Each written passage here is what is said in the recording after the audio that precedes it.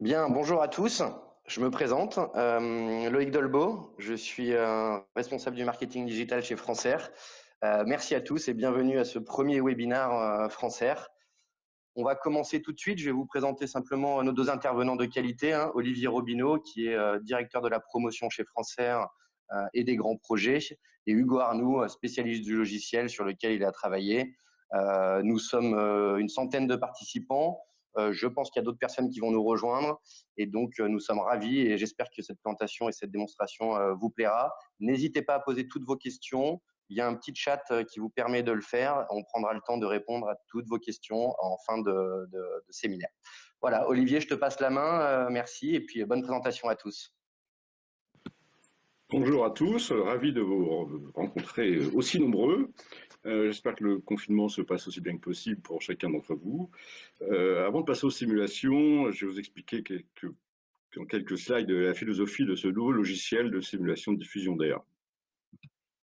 Le RGFlow 4D, qu'on appelle aujourd'hui 4D, n'est pas le premier logiciel de simulation de Francaire. Nous en sommes au troisième, donc nous avons apporté toutes les modifications qui nous paraissaient intéressantes pour nos clients et les utilisateurs. Tout d'abord, je voulais rappeler l'importance que nous apportons à la diffusion d'air. C'est bien la clé du succès d'une installation. Le confort est dû avant tout à la diffusion. Vous pouvez avoir tout ce que vous voulez derrière, la meilleure centrale, le meilleur groupe froid. Si la diffusion n'est pas correcte, le confort ne sera pas assuré. Et puis il y a aussi un côté esthétique qui n'est pas négligeable à apporter. Pour assurer un confort, on doit passer par trois étapes importantes. Bien évidemment, c'est le premier et le plus évident, c'est le niveau sonore. Une installation qui fait du bruit est directement gênante. On va ensuite s'intéresser aux vitesses résiduelles qui, quelque part également, sont régulièrement des sources d'inconfort. Et puis, une bonne répartition de la température dans l'ensemble de la pièce. Tous les fabricants de diffuseurs ont des ABAC à disposition pour pouvoir sélectionner un diffuseur. Le problème de ces ABAC, c'est que leur limite, sont les flux d'air isothermes, à savoir que on ne sait pas répercuter dans un ABAC ou lire dans un ABAC correctement la différence de température entre l'air soufflé et l'air ambiant, ce qui est en général le plus problématique dans une installation de diffusion d'air. Nous avons dans ce logiciel voulu apporter une nouvelle notion qui, pour nous, est importante puisque, en fait, on parle en général de vitesse résiduelle. Dans le cahier des charges, par exemple, on va trouver des valeurs qui sont générales entre 0,15 et 0,25. Sauf que ces vitesses résiduelles, elles sont limitées, en fait, à une notion qui est plutôt floue, puisque c'est quoi la vitesse résiduelle? C'est une vitesse résiduelle moyenne, c'est une vitesse résiduelle dans tous les points de la zone d'occupation. Cette notion n'est pas forcément très claire. Et puis une vitesse résiduelle, eh bien, cette sensation que l'on va ressentir, elle n'est pas du tout la même en fonction de la température. Donc cette notion d'air, qui fait partie de la norme ISO 7730, elle va tenir compte en fait de la température ambiante et des vitesses résiduelles locales. Ce sont les deux seuls paramètres qui sont pris en compte, mais ils sont extrêmement importants par rapport à une sélection de diffuseurs. En fait, cette notion de DR, elle va permettre d'estimer une quantité un pourcentage d'insatisfaction, enfin d'insatisfaits prévisibles dans la population qui vont être en contact avec ce diffuseur. Alors, il est toujours, c'est à peu près impossible d'obtenir un pourcentage d'insatisfait à zéro, on le sait bien, d'abord les sensations ne sont pas les mêmes pour tout le monde. Cela dit, on va définir un taux acceptable. Bien évidemment, plus on s'approche de zéro, et plus ce sera. On peut considérer quand même qu'à partir de 30%, la sélection n'est pas bonne, est à refaire. Ça n'est pas acceptable. Donc cette classe de ISO 7730 a répertorié 3 classes selon l'activité de chacun et qui prennent en compte donc ce pourcentage d'insatisfaits. Alors, vous avez déjà entendu parler de ces notions certainement de PMV et de PPD. Le DR est un pourcentage plus simple, en fait, donc, comme je l'ai dit tout à l'heure, qui ne tient compte que de la vitesse et de la température. Et PMV et PPD, eux, tiennent compte de paramètres beaucoup plus complexes, tels que le rayonnement, tels que l'humidité. Enfin, voilà, là, on est quand même que sur la notion de confort due à la diffusion d'air.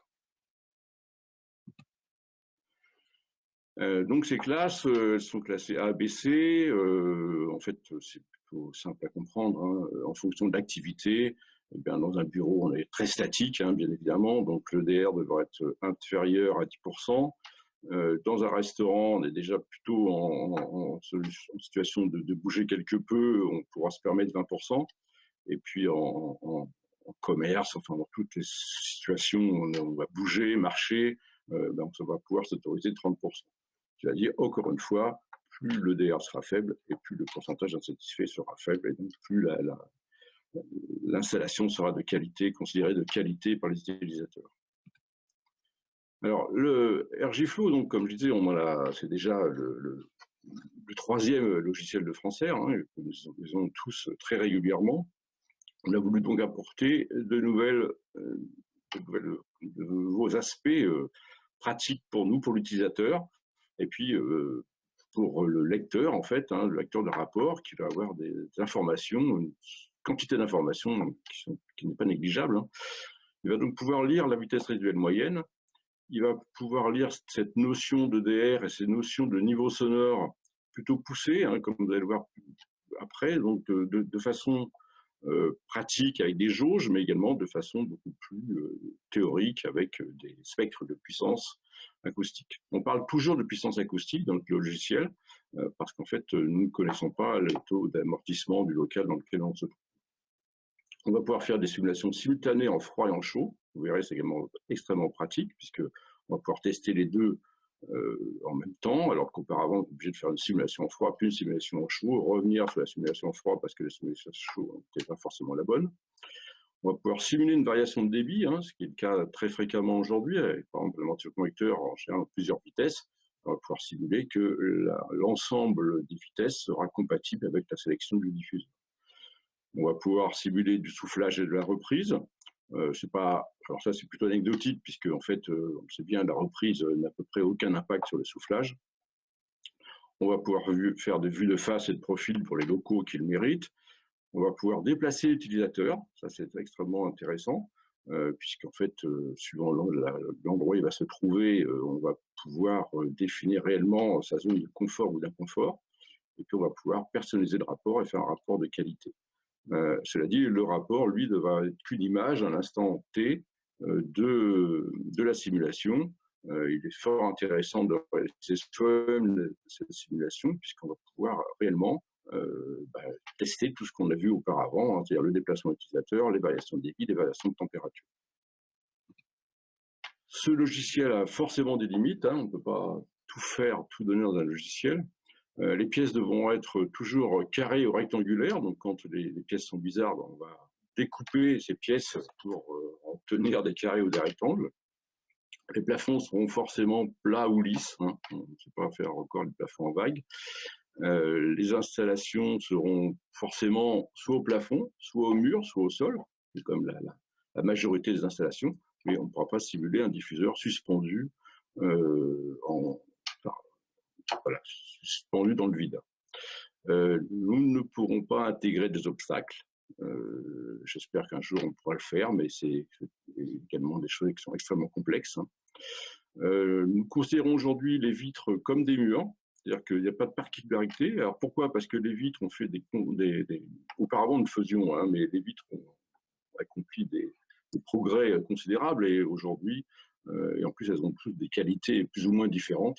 Aujourd'hui, on peut considérer qu'elles sont très très proches d'un mur en termes de température, de rayonnement.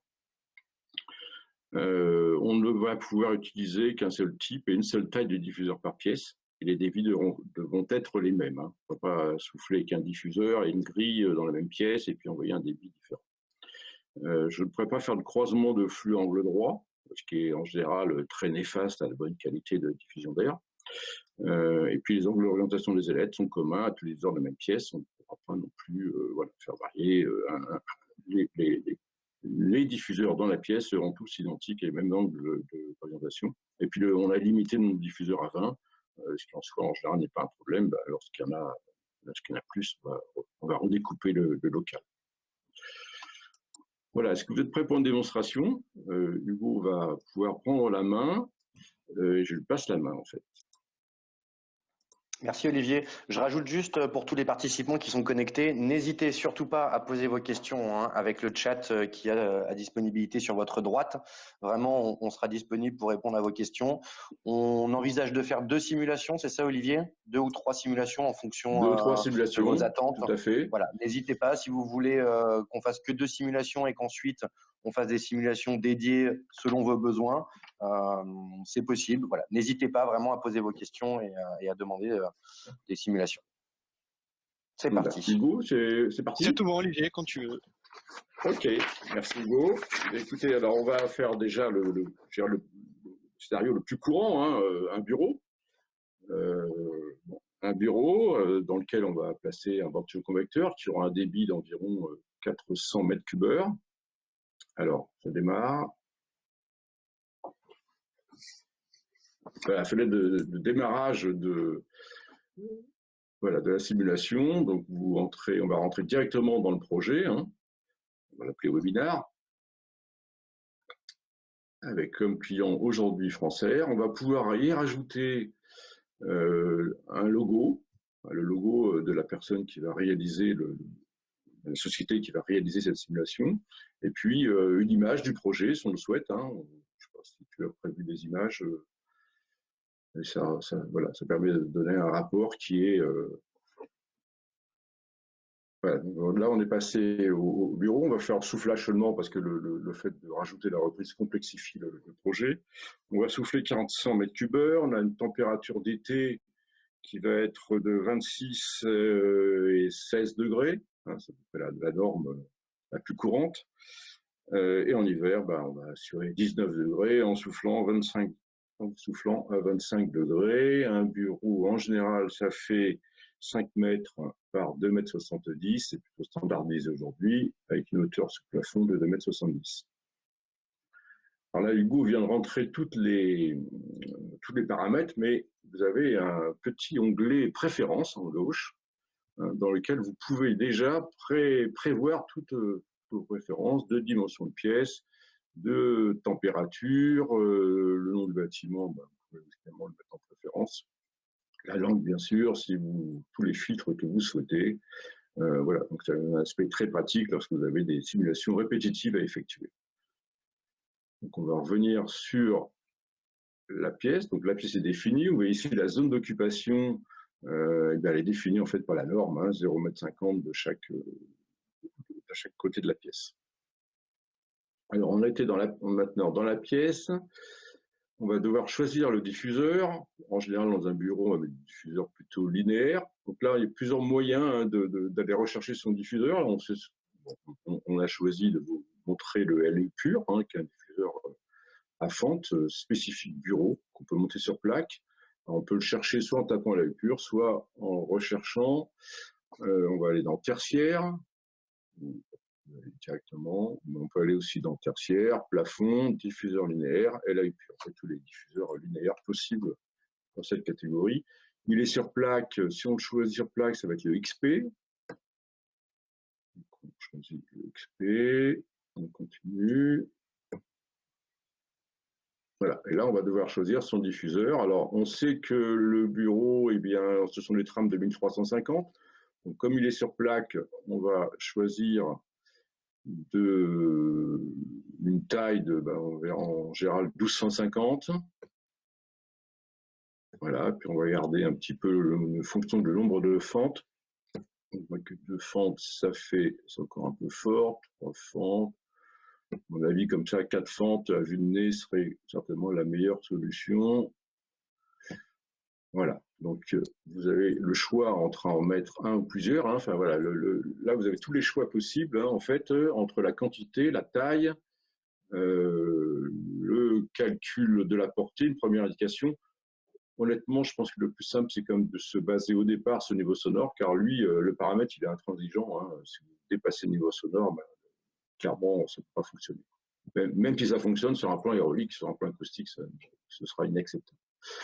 Voilà, donc on peut lancer. Donc on a choisi le Olivier, 1254. je me permets juste, du coup, ici, sur la partie NR maximum, du coup, on peut définir, nous, notre limite. Par exemple, si j'avais mis 25, que j'avais sélectionné un 2 fentes, ça l'aurait mis en rouge pour dire que c'est pas bon. Et du coup, en mettant un 4 fentes, bah, là, ça repasse. Ça repasse en bleu. Ok, donc on continue. Et là, on va devoir positionner le diffuseur dans la salle. Alors en général, il va se retrouver, on peut dire, proche de la fenêtre, hein, c'est un cas assez classique. Donc, on va le rapprocher de la fenêtre, on va le faire tourner à 90 degrés, l'emmener vers la fenêtre. Alors on voit que le sens des ailettes, là, il est pas... On va le positionner à 1 mètre. Le sens des ailettes, forcément, c'est pas tout à fait ce qui est acceptable. Donc, on va choisir l'orientation des fentes. Ici, hein, donc, on va pouvoir envoyer, en général, on va faire une fente vers la fenêtre, 3 fentes vers l'intérieur, puis on va regarder ce que ça donne en termes de diffusion d'air.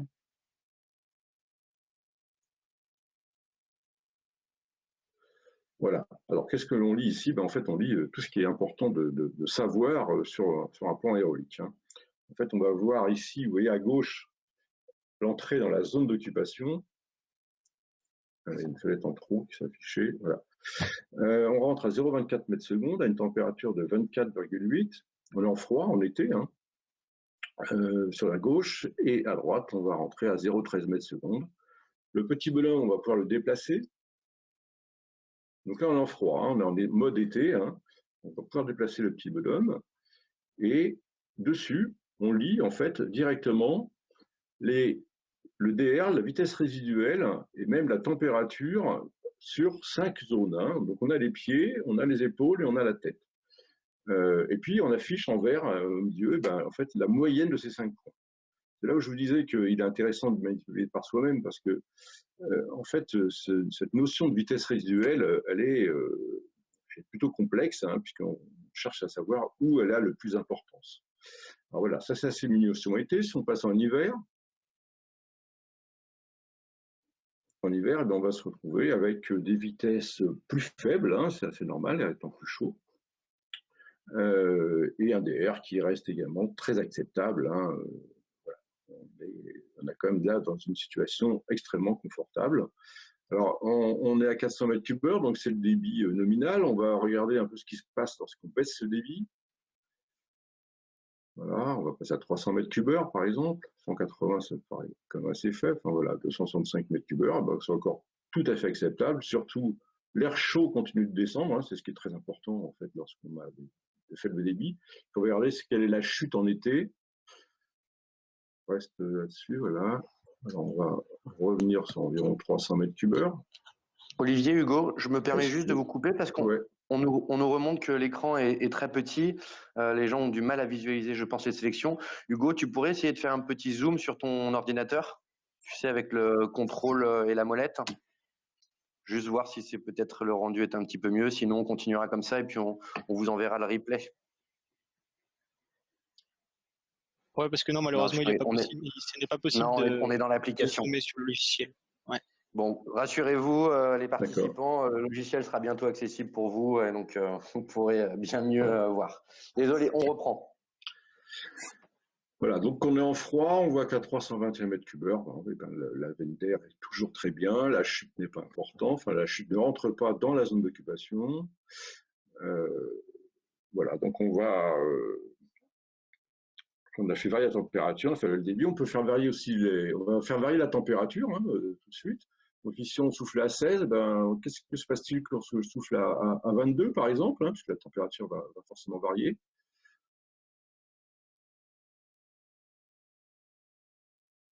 Voilà, je souffle à 22, et mon GDR est plutôt encore mieux, hein, enfin la chute est moins importante, mais voilà, on est dans une zone très confortable. Et puis je me rends compte qu'en fait on l'a placé à 1 mètre de la fenêtre, mais c'est pas possible. On a un luminaire qui se trouve juste à cet endroit, donc il va falloir le rapprocher de la fenêtre. Donc voilà, on va le positionner, on va le déplacer. Voilà, on va le coller presque à la fenêtre. Comment ça se passe? Voyons voir. Voilà. Et là, on s'aperçoit que ça reste raisonnable, mais on a quand même un point où la chute est un peu plus importante. On a ici un 0,23 mètres secondes au pied. Finalement, c'est peut-être pas la meilleure solution. Donc, on va si on passe à, voilà, si on remonte à 400 mètres cubeurs, bon, ça reste très acceptable, mais c'est peut-être pas parfait. Je vais regarder si j'envoie les 4 fentes vers le local.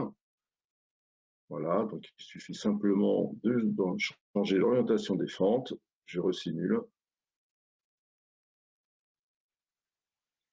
Et voilà, on a un GDR qui est plutôt plus correct, hein, un DR qui est légèrement descendu. On n'a quand même que 1,4% d'insatisfaits prévisionnels dans cette situation. Donc voilà, on a affiné, hein, et on a approuvé certainement la meilleure solution dans ce cas-là.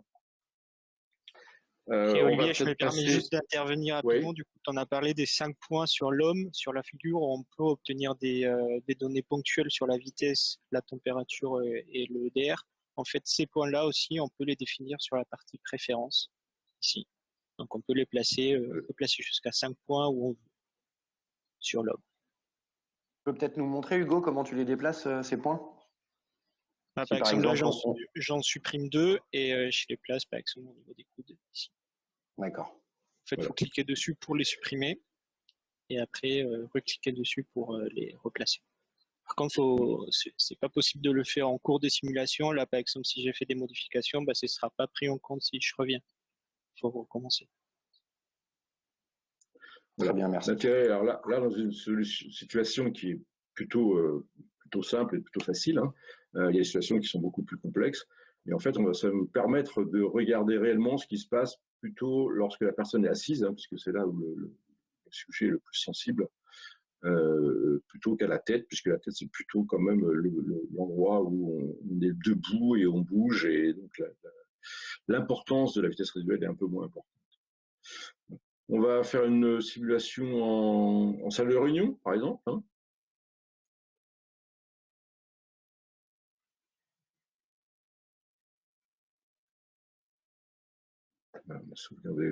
On a sauvegardé en fait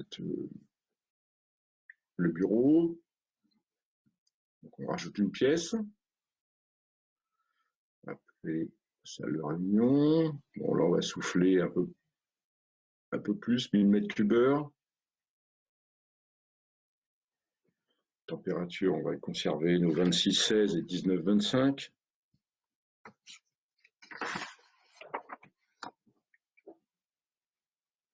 Voilà, c'est une qui est quand même un peu plus grande, hein, elle va faire 6 mètres par 8 mètres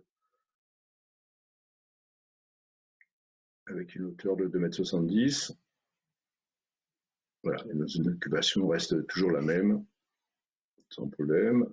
Alors là, on va plutôt choisir, on va faire varier un petit peu, on va choisir des DAP 195S, hein, qui sont des diffuseurs carrés, 4 directions.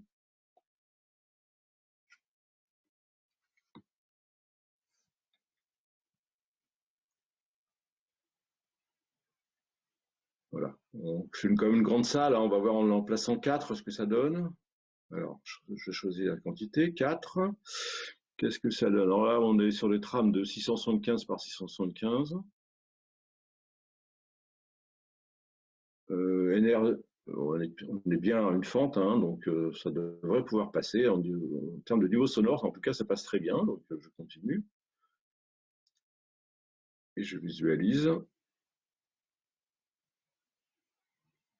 Alors, je vais organiser un petit peu bien sûr, ma position de diffuseur. Donc, je vais les mettre sur des lignes. En général, on va essayer de les répartir de façon assez uniforme dans le local, hein. Donc, je les descends. Sachant qu'on est sur une vue de dessus, hein, ouais. on peut changer les vues, voilà. Hein, si on veut avoir une meilleure visibilité. Oui, aussi, du coup, vous voyez, quand je bouge les diffuseurs, normalement, c'est un pas de 0,5, mais je peux le choisir également. Alors, un pas très très fin, 2 mm. Voilà. Ok, je vais les remettre un peu vers le centre, là, parce qu'on est un peu près des murs quand même. Voilà. Vous voyez, le mouvement est très très simple, hein, on emmène juste comme on veut.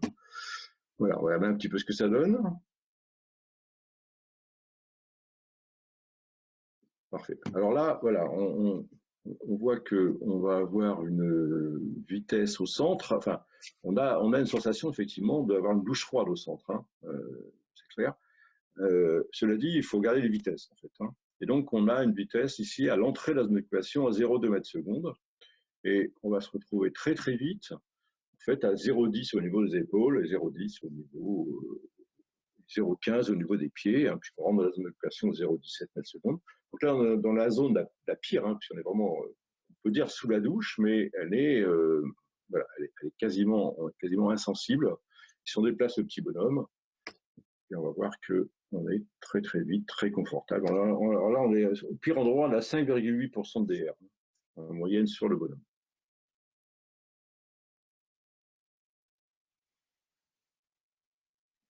Voilà, donc ça reste confortable.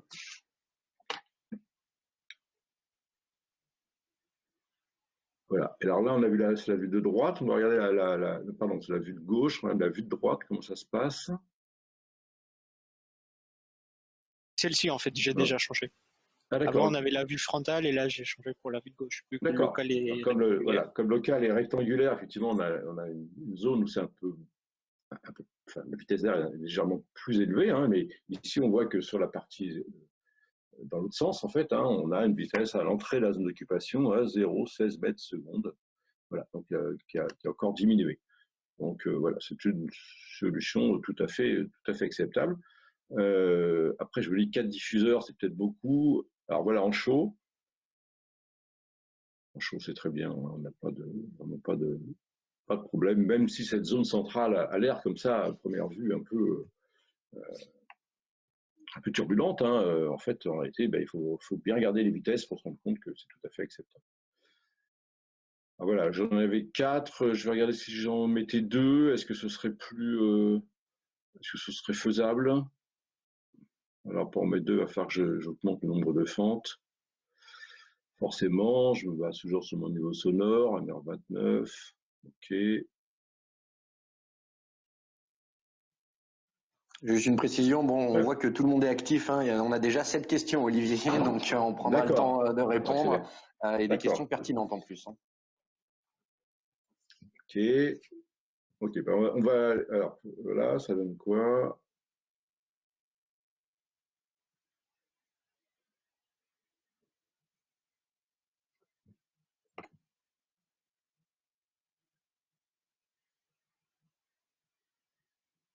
Ok. Bon, là, on voit qu'on est sur une vitesse quand même légèrement supérieure, 0,24 mètres secondes. Ça commence à être limite, hein, voire vue de droite. Pardon, vue frontale. Ok, là, ça passe.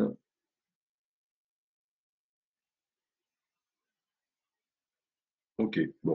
Écoutez, là, c'est au choix. On a quand même 7,9% de DR sur l'occupant, donc c'est quand même plus. Hein. On peut dire que c'est un peu moins bien, mais ça pourrait rester acceptable. Hein. C'est au choix du maître d'ouvrage. Voilà, bon, on va peut-être montrer un rapport un peu en détail. Hein. Voilà, donc sur ce rapport, vous voyez en haut la configuration du projet. On va pouvoir choisir réellement ce que l'on va vouloir afficher dans ce rapport. Donc vous avez ici, vous pouvez afficher la vitesse d'air en été, vous pouvez afficher en hiver. Donc là, ici, tout est indicé, hein, donc tout va s'afficher. Mais vous pouvez choisir de n'afficher que la vitesse en été, que la température. Donc on va vous montrer tout ce que cela donne. On peut afficher soit le rapport de la pièce, soit le rapport de l'étage complet, soit le rapport du bâtiment complet, soit le rapport du projet complet. On va descendre. Hein.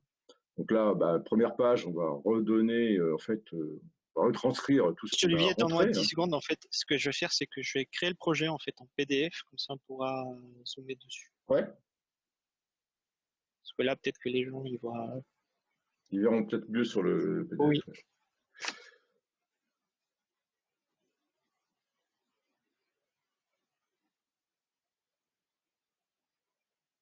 Moi, j'ai une question en attendant. Est-ce qu'on peut travailler de manière collaborative avec RJFlow? C'est-à-dire être, par exemple, plusieurs dans un bureau d'études, et faire évoluer le projet et les rapports à plusieurs?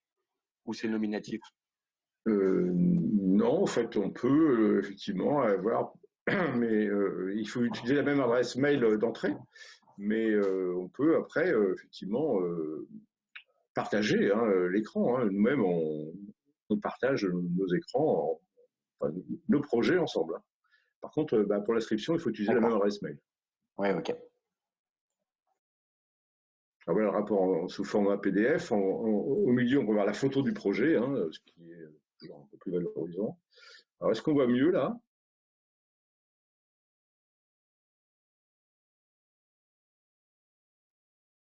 Oui, je pense que c'est un peu plus visible. Il faut peut-être zoomer encore un petit peu, éventuellement. Voilà.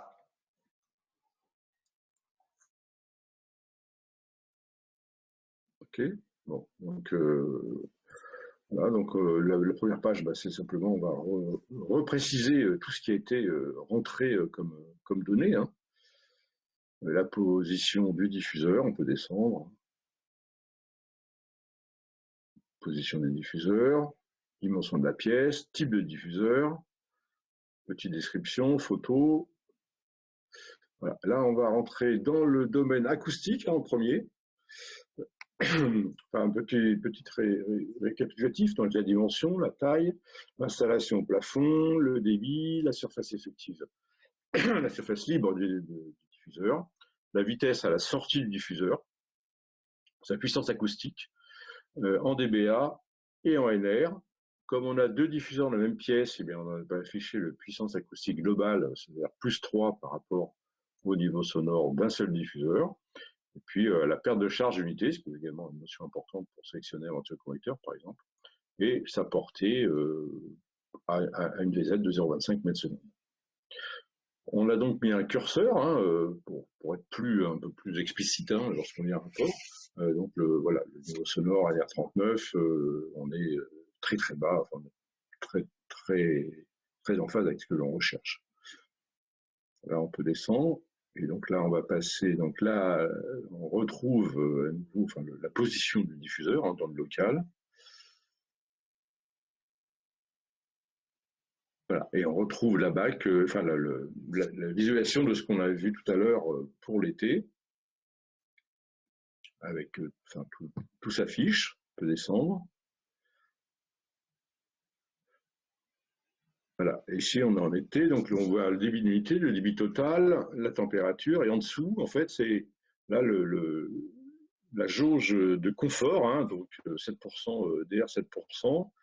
On est donc dans la classe A, suivant l'ISO 7730. La vitesse moyenne sur l'occupant est de 0,17 mètres secondes, c'est la moyenne des 5 points qu'on a vu tout à l'heure. La température moyenne est de 25,6 degrés pour 26 degrés visés, donc tout à fait proche. Et c'est ça qui est important, en fait, vous voyez, la VR moyenne revient. La VR moyenne dans la zone d'occupation n'est que de 0,09 mètres secondes. Alors pourquoi? Parce qu'en fait, c'est justement là où l'intérêt en fait, de manipuler ce logiciel, c'est de bien comprendre où se trouvent ces vitesses. La vitesse moyenne dans la zone d'occupation est toujours plus faible que la vitesse moyenne à un endroit précis.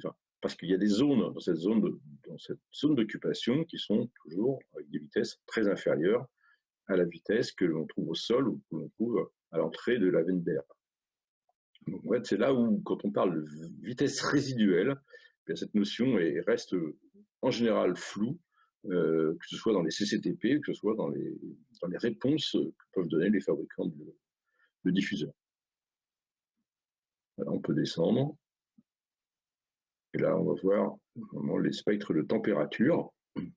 Voilà, bon, c'est une indication, les deltas de température en fonction des zones. On voit que dans toute la zone d'occupation, ça ne dépasse jamais 0,5 degrés. Donc, voilà, c'est totalement insensible pour l'être humain. Voilà, la vue de sens. Voilà le rapport. Et puis, vous avez la même chose pour tout ce qui est hiver.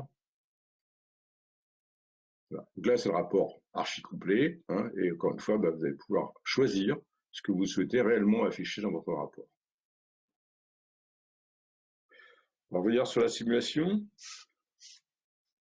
Une petite dernière avant de répondre aux questions de nos invités.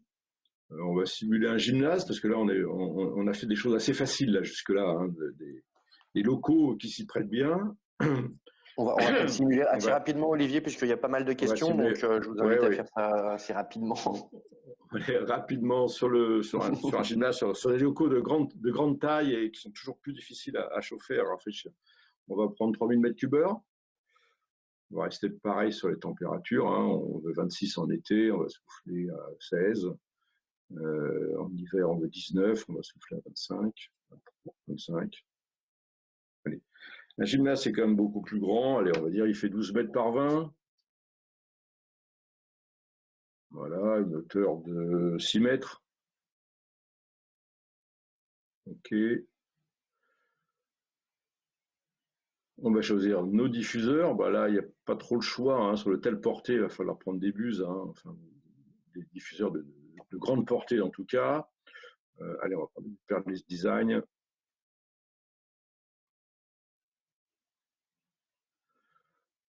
On va les répartir. On va dire que 8 buses, ça paraît comme ça. Voilà. Allez, on va prendre 8 buses. En modèle 3.5, encore une fois, niveau sonore, hein, vous voyez tout de suite, on est quand même fort, beaucoup trop fort sur le modèle 2. Allez, on va tester le 3.5 qui paraît être assez confortable. On va le monter un petit peu là parce qu'il s'affiche directement. Voilà, on va le monter à 5,30 m à peu près, pas raisonnable. Voilà, dessus. OK.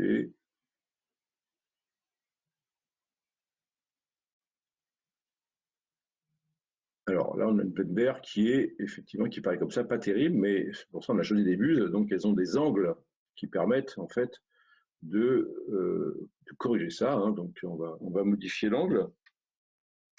En été, on va le remonter. On va remonter, on va. Ouais. Ah ouais, alors là, non, mais là, on cherche une portée beaucoup trop forte. En fait, il faut le redisposer, Hugo. Voilà. Le positionnement. En fait, là, on cherche une portée de 20 mètres, donc il faut aller beaucoup plus vite. Tu vas peut-être fallu les mettre sur le mur voilà, opposé. Il faut le mettre sur le mur opposé, ouais. Derrière, devant. Ça aussi, c'est important. Je ne sais pas si tu l'as dit. En fait, on ne peut pas positionner les diffuseurs à 90 degrés. Donc, éventuellement, on peut faire en face, comme ça. Voilà. Comme ça, mais voilà, je ne peux pas en mettre 5 ici et 5 de ce côté. Non, tout à fait. Qui aérologiquement est un bon sens, hein, pour moi, non? Ouais, de toute façon. Oui, complètement. Ah, ouais, tout à fait. Pareil, le croisement des flux avec des bus longue portée est quelque chose de très, très difficile très difficile d'obtenir de bons résultats comme ça. Voilà, donc là, c'est la solution, les remontées. Voilà.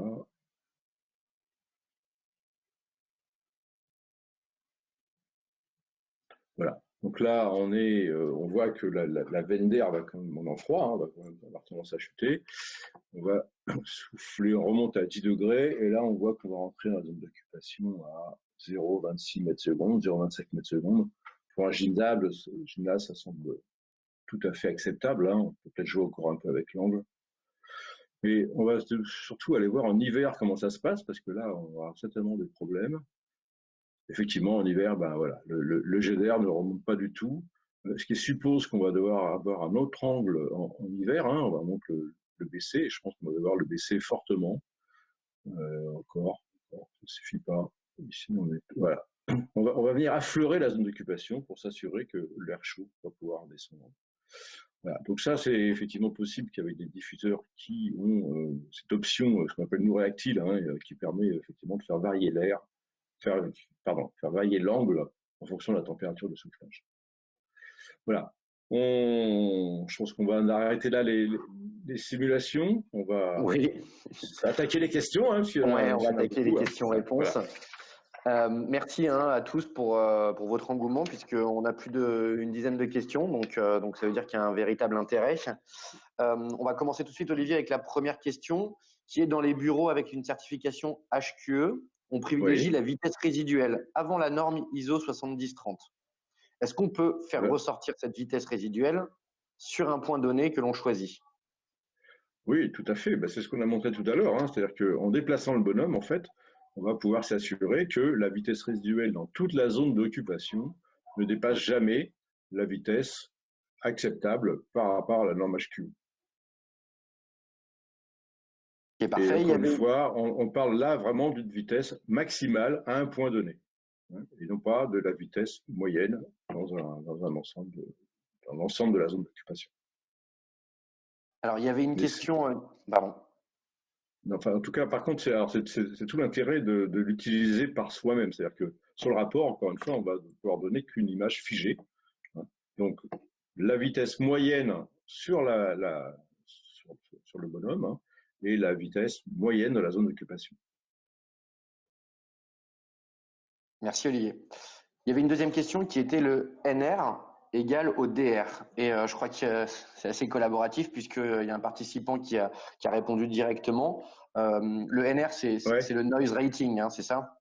Voilà, le NR, c'est le noise rating. C'est le niveau sonore qui n'a rien à voir avec le DR, qui lui, le DR. Alors, le DR, justement, qui est un indice d'insatisfaction, n'a aucun lien avec le niveau sonore. Donc, en fait, il faut bien un DR plus un niveau sonore pour obtenir un endroit confortable. Alors, je rappelle que les NR sont donnés en niveau de puissance, ce qui veut dire que le niveau sonore ressenti dans le local sera toujours inférieur à ce qui est annoncé.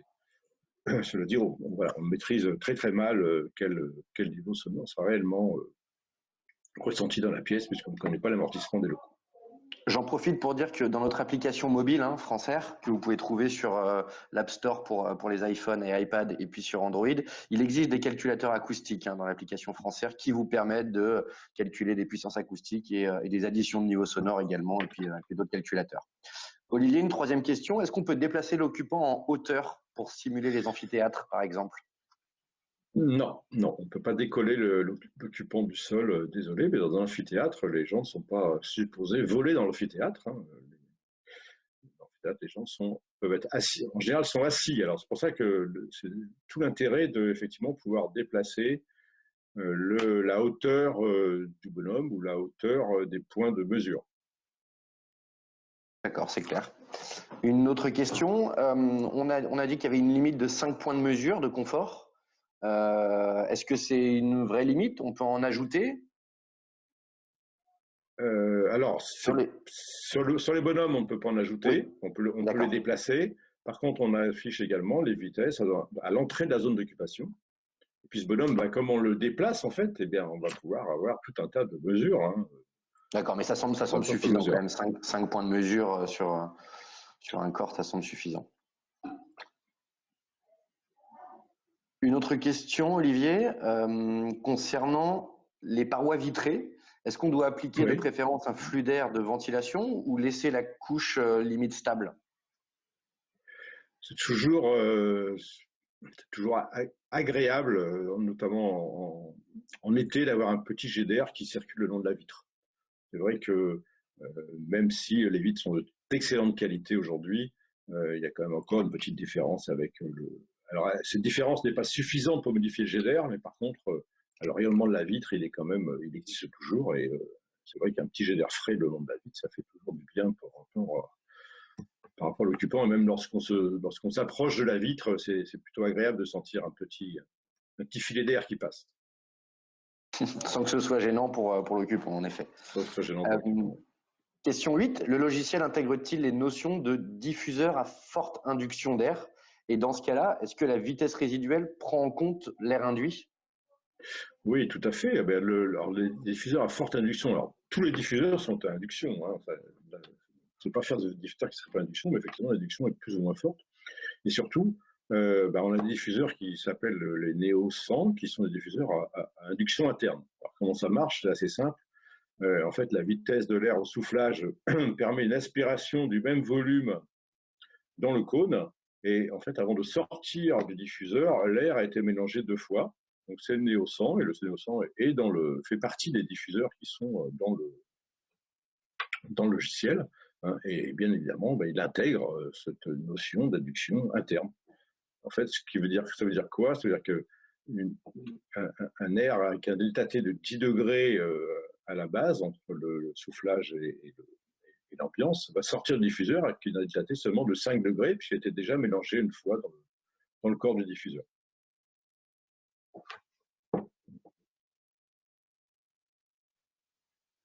Bien, merci Olivier. J'ai une question sur la vitesse résiduelle, hein, la VR. Elle est évaluée à quelle hauteur dans notre logiciel? Alors, on la voit, la VR, elle est évaluée sur les points de mesure, hein, tout simplement. Donc, encore une fois, on peut les déplacer. Donc là, on l'a montré à hauteur des chevilles, et on la montre à hauteur des épaules, on montre à la base, à hauteur de la tête. D'accord. Voilà, donc c'est sur les 5 points que l'on fixe. 5 points, plus à l'entrée de la zone d'occupation. Très bien. Voilà, donc je rajoute juste, en fait, il y a 5 données ponctuelles qu'on peut déplacer comme on veut sur les préférences. Après, ici, on a une moyenne arithmétique des 5 points.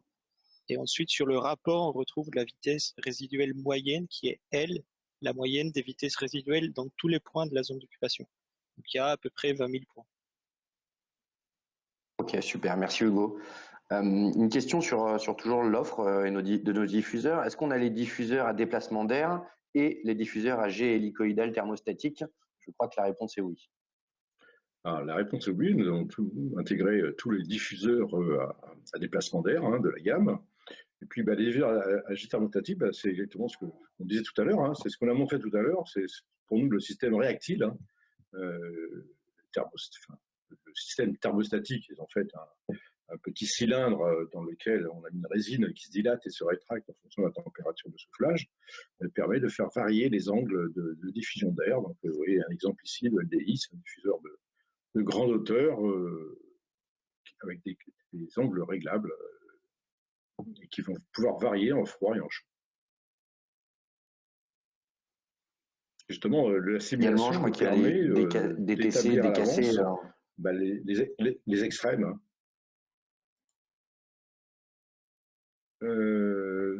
Ici, là, vous avez la gamme des diffuseurs à déplacement. Appuie dessus, Hugo. Voilà, toute la gamme des diffuseurs à déplacement de Frontier, avec les différentes dimensions. Ok, super. J'ai une question qui revient sur la VR là à l'instant. La position des points d'évaluation de la VR, est-ce qu'elle est normalisée? Non. Non, il n'y a pas de normalisation à ce niveau-là. Tous les points sont importants, hein, mais évidemment, il y a des points plus importants que d'autres, forcément. La tête lorsqu'on est assis et les chevilles pour les personnes qui ne portent pas de chaussettes.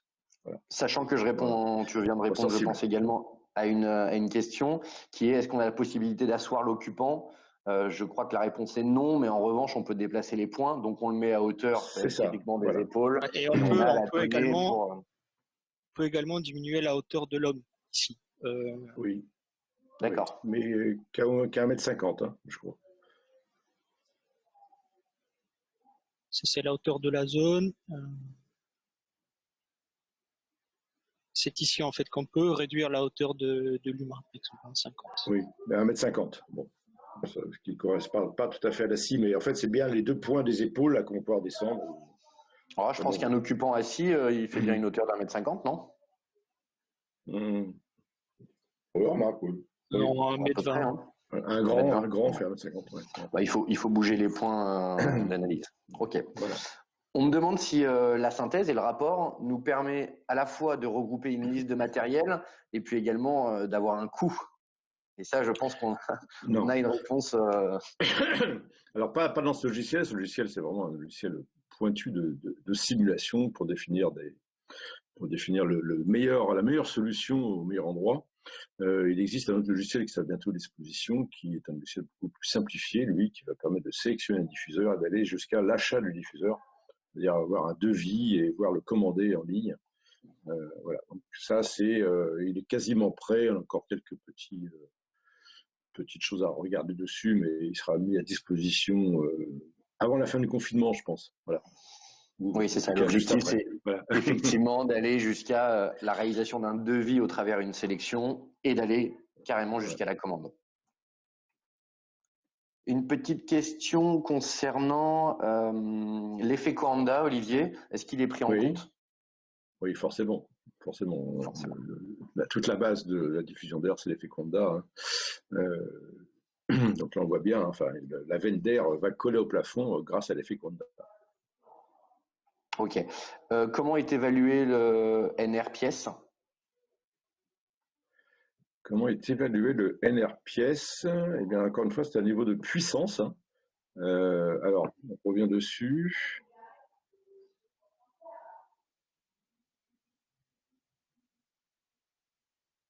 On est dessus. En fait, le NR pièce, c'est le global. Voilà, on revient dessus. Puissance acoustique. Alors, on ne parle pas d'NR pièce, enfin, puissance acoustique globale. En fait, on va tenir compte de la quantité de diffuseurs dans le même local et de l'éloignement des diffuseurs. On ne va pas forcément ajouter tous les niveaux sonores, mais pour deux diffuseurs, c'est plus 3, puisqu'il y a 2 diffuseurs dans la même salle. Et voilà. Très bien, merci Olivier. Il y a des questions qui continuent d'arriver, donc on va prendre encore quelques minutes pour ceux qui ont le temps et qui peuvent rester en notre compagnie. Il y a même des échanges collaboratifs. Il y a une personne qui répond: je pense que la simulation assis doit se faire en déplaçant le point de mesure à une hauteur de 1,30 m ou 1,40 m.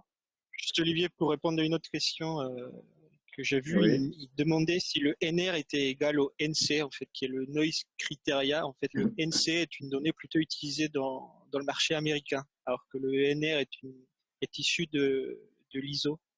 Donc c'est une norme globale, internationale. Oui. Et NC et NR ne sont pas les mêmes. Non, il y a une différence. Mais effectivement, on n'utilise plus du tout en France cette notion-là.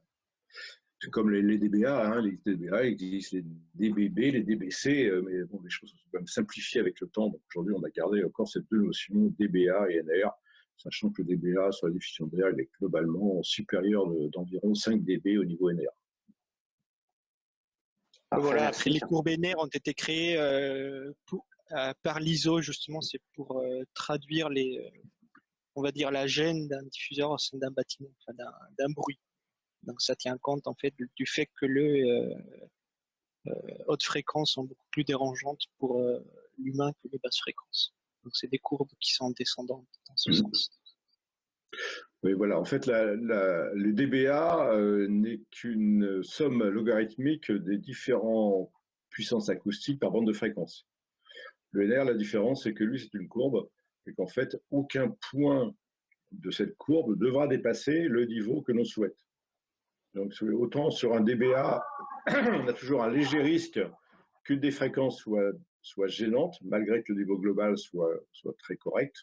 Sur le NR, voilà, c'est impossible. Sur toutes les fréquences, on sera toujours inférieur à la courbe du NR voulu. Merci. J'enchaîne avec les autres questions. Est-ce qu'il est possible de créer des obstacles dans la pièce? Non. On en a parlé. Malheureusement, il y a des limites un peu techniques à la réalisation de logiciels. Ouais. Voilà. On espère que nos ingénieurs vont continuer à travailler dessus pour pouvoir intégrer ce genre de phénomène. À quelle hauteur maximum? Je rajoute aussi qu'il n'est pas justement, je rajoute aussi qu'il n'est pas non plus possible de positionner le diffuseur dans l'espace. Donc, il faut le positionner soit au plafond, soit au mur. On ne peut pas le positionner, exemple, si on a une gaine ou quelque chose, il faudra mettre le plafond au niveau de la gaine. Ok. On nous demande à quelle hauteur maximum peut-on faire évoluer la zone par rapport au local? Alors, la zone d'occupation, le hauteur maximum, je ne pense pas. Voilà. Mais ici, je ne pense pas qu'il y ait de limite. Je ne vais pas essayer, mais voilà, on va mettre 1,50 m sans problème. Ok, pas de problème. Sur un amphithéâtre, ma connaissance, il n'y a pas de limite. Ouais. D'accord. Oui. On nous pose la question aussi sur un amphithéâtre. Comment feriez-vous pour simuler des gradins? Ah, d'accord. Alors là, justement, on va devoir découper les zones. En fait, en général, moi, je fais 3 zones dans un amphithéâtre pour avoir une hauteur moyenne par zone. On est obligé d'en passer par là. Ok. On nous demande également quelle est la limite de la hauteur de l'homme. Hein. J'ai l'impression qu'il n'y a pas vraiment de limite de hauteur d'homme. Hein. Bon, personne qui mesure 3 mètres. Hein. Mais c'est 2 mètres maximum. 2 mètres. C'est 2 mètres. C'est 2 mètres. Chez nous, c'est 2 mètres maximum. Voilà. On n'a pas prévu 3 mètres. Et donc, on nous dit qu'une limite haute comme 10 mètres pourrait permettre de placer des points respectivement à des hauteurs de 1,80 m pour les locaux à forte HSP. À forte hauteur, je pense, sous plafond. Oui, c'est ça, oui. Ouais, répète la question. Est-ce que c'est une question en fait, quelle est la limite de hauteur de l'homme? Une limite haute comme 10 mètres pourrait permettre de placer les points respectivement à des hauteurs de 1,80 m pour les locaux de forte hauteur sous plafond. En fait, c'est qu'il faut dimensionner la hauteur du local, tout simplement. Je pense. Ouais, peut-être, ouais. Non, peut-être c'était pour répondre un peu à la question des gradins, mais bon, on ne peut pas monter à 10 mètres. Ok. On nous demande si on peut simuler dans le cadre d'une salle de réunion un diffuseur de ventiloconvecteur. En fait, la simulation qu'on a faite, ça correspondait à des ventiloconvecteurs. Hein.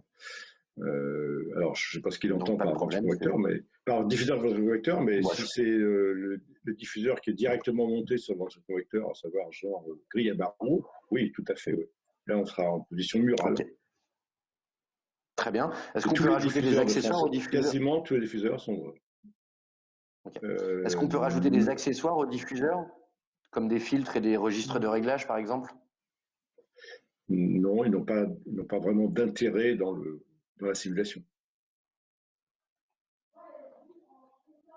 Ils ne modifient pas, ils sont là pour modifier le système aérolique. Non, mais je pensais que dans la sélection... Ça aura une incidence sur la paire de charge à niveau sonore, mais sur l'aérolique. D'accord. Oui, parce que ça fera varier le débit, mais le débit, on pourra le faire varier ici. Mais non, on ne peut pas intégrer... Non, alors, une question... Et ensuite, on a 2 questions intéressantes. Hein. Quand est-ce que sera lancé ce logiciel au public de bureaux d'études et de clients? Et puis surtout, est-ce qu'on va pouvoir faire un deuxième webinar? Alors pour la première question, je vais valider encore cet après-midi 2-3 points, mais je pense que oui, on arrive vraiment à une satisfaction très très importante là, de ma part, en tout cas sur ce logiciel qui va nous permettre de le mettre à disposition. Donc on va informer en priorité tous les participants de ce webinaire à la mise à disposition, mais c'est très très proche. Si tous nos services informatiques sont présents pour le mettre en ligne. Et puis, bien sûr, avec grand plaisir, un deuxième webinaire sur le sujet, oui, sans problème. Oui, on va essayer de vous envoyer un petit questionnaire de satisfaction, et puis c'est un peu vous qui allez décider, participants, savoir si ça vous intéresse d'avoir un deuxième webinaire ou voire un troisième. On me fait une remarque en disant il serait intéressant de faire un autre webinaire en faisant des simulations de soufflage et de reprise. Donc, je pense qu'on a de la matière à travailler pour vous apporter un peu plus de connaissances et de maîtrise sur ce logiciel. Et puis ensuite, vous laisser libre de le manipuler très, très, très prochainement.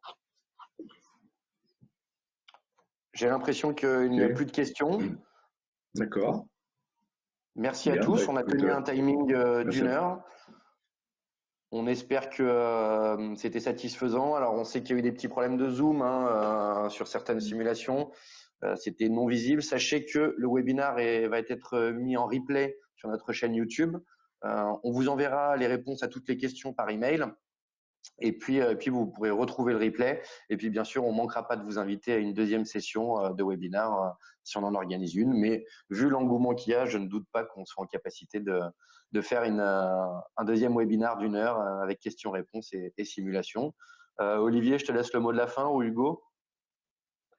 Mais en tout cas, merci. C'était très agréable de vous retrouver, aussi nombreux aujourd'hui, encore une fois. Portez-vous bien, et puis à une prochaine fois, j'espère. Au revoir. Merci à tous, et puis bonne fin de journée. Prenez soin de vous. Merci Hugo, merci Olivier. Merci. Au revoir. De rien. Salut Luc.